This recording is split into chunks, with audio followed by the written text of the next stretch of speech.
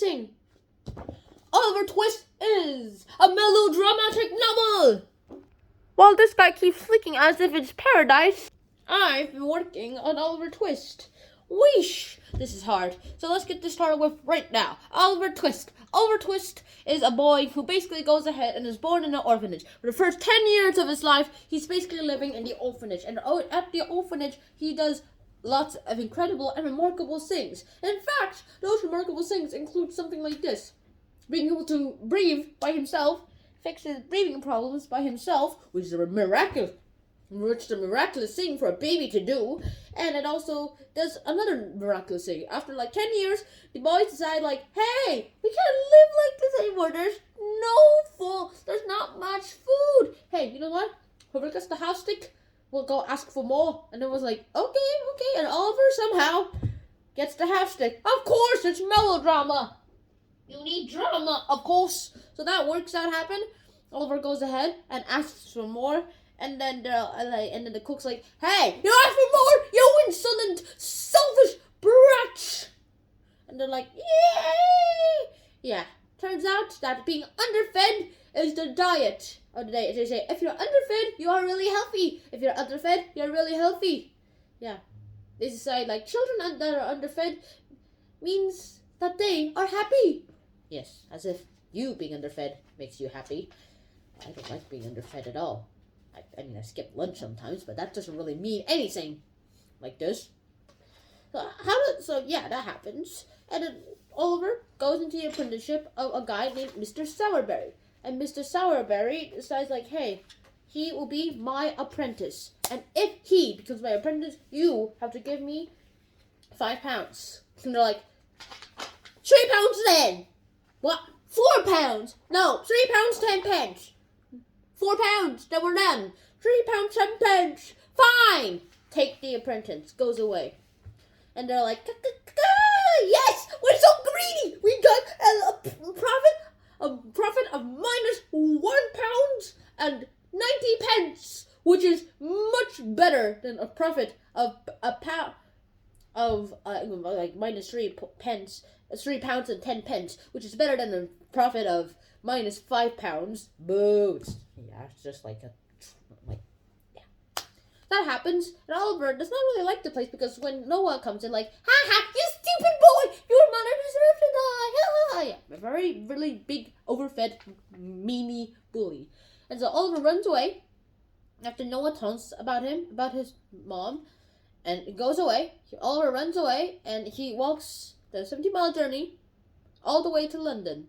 Bum ba bum bum ba bum. He's arrived in London, and then he's ensnared in a criminal under society. And in that criminal society, he basically finds out a lot of things about his new pals. Originally, he thought they made wallets.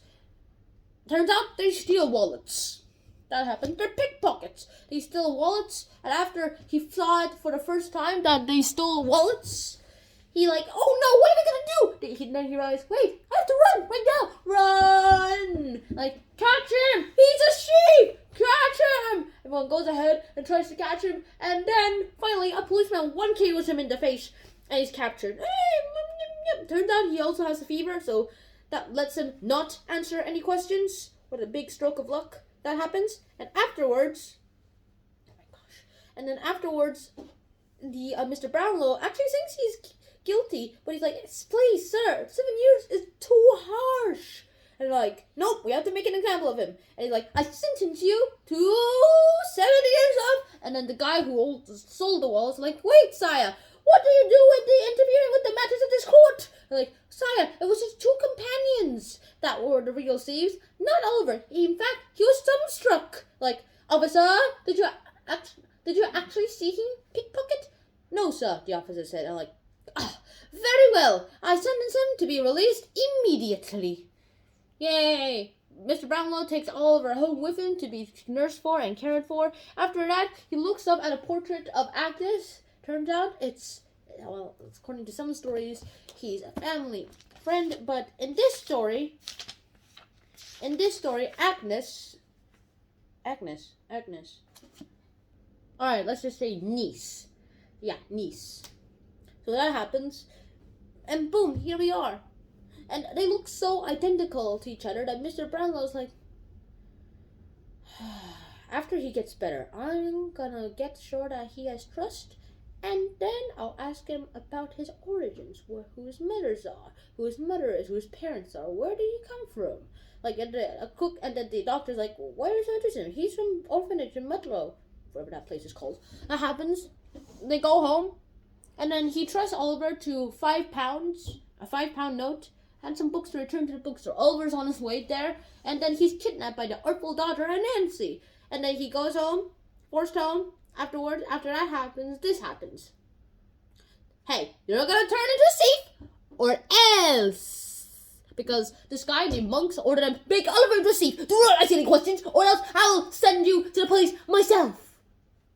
Well, that's a really big threat. That happens, and afterwards, after that happens, loads and loads of other things seems to happen. Oliver is forced to go with Bill Sikes to go ahead in this mission to rob a house. So that happens, and after that mission happens, well, it ends horribly. This is what happens. Oliver shot in the shoulder, bang. He has typhoid fever again somehow, and Bill and his other accomplice runs away. Ah! Oliver lands into the ditch where they leave him, and they're like, hey, let's leave him to die. So yeah, that happens. Oliver somehow manages to recover just enough so that he can walk to the house that they literally tried to steal from. He collapses on the front door after he knocks, and then he's taken in, and he's being taken care of. The police come in, investigate, and ask him, why does he have a bullet wound? Oh, we actually shot him thinking he was a thief. Like, but he isn't. There was a boy that looked just like him during the robbery, but he had brown hair, not blonde hair. Okay, it's good enough for me, but not interested. It has nothing to do with the case. I am absolutely convinced it has nothing to do with the case. Bye-bye, send them away, because we have to have a private matter talk here. Well, that happens, and so Noah does all that, and, well, then Noah comes into the picture. Noah, we know him from the bully, and he comes in and like, ha, here's the money I stole. I'm trusting it to you, okay? If you break my trust, I will send you to the police. Oh, yeah, that happens, and Noah just sends the money to him, and inside his brain is like this: if we're caught with money, but she has, I'm gonna blame it on her, saying, hey, I thought it was your savings. Hey, I can escape because I have a higher chance of escaping if I don't have carrying the money with me. Ha. That happens, and then, well, he's taken care of, and Miss Anne comes ahead and takes care of him, and then Mr. Brownlow comes there and says, wow. Whoa, Oliver Twist, you are a great man! And they go ahead and they find the locket, which Mr. Brown, and then, well, it turns out Monks threw the locket into the river just to conceal who Oliver's actual identity is. That happens, and the Oliver Twist comes up here. And turns out he's the son of Agnes, a person who is the sister of Mrs. Anne. Wow. So technically he has a family relationship with Mr. Brownlow after all. It's like family magnets. It's like family and friends have magnets. Even though they've never met each other, they are like magnets that magnet to each other in these types of stories. Why? How is that even possible? That happens, and next thing we know is that Bill Sikes murders Nancy because Nancy is the one who told him everything about monks, and Fagin makes him believe that Nancy betrayed them. And like, you betrayed me, smack, KOs her to death.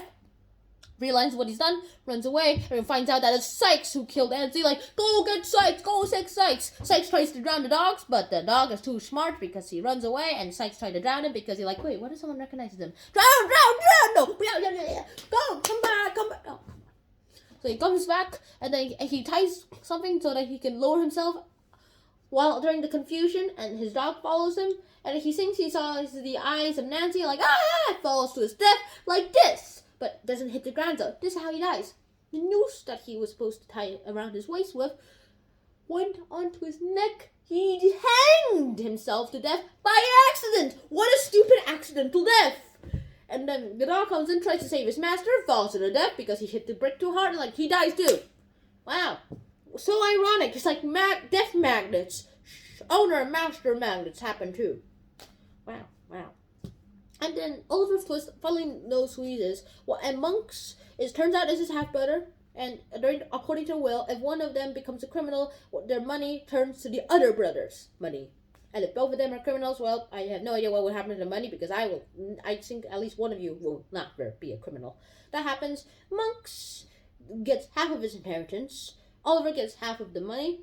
Monks spends all of his inheritance in America, in the New World. Part of it spending it going there, spends all of his inheritance money there, goes back to a life of crime, and then he's thrown into prison where he dies. Oliver helps the people, the boys in his orphanage, and then finally, oh my gosh, finally, he's home. He has a happy life. Fagin is captured because an accomplice in murder. And then Noah somehow is freed because of the fact that he testified against Fagin. As for the other guy that was the accomplice, the Artful Dodger, which is Fagin's apprentice, he decides, I do not want to be criminal after all, and goes to an honest laboring work. And that's the end of the whole Oliver Twist story. So I hope you guys enjoyed the episode. I hope to see you guys soon again. Until next time, Shannon out. Peace.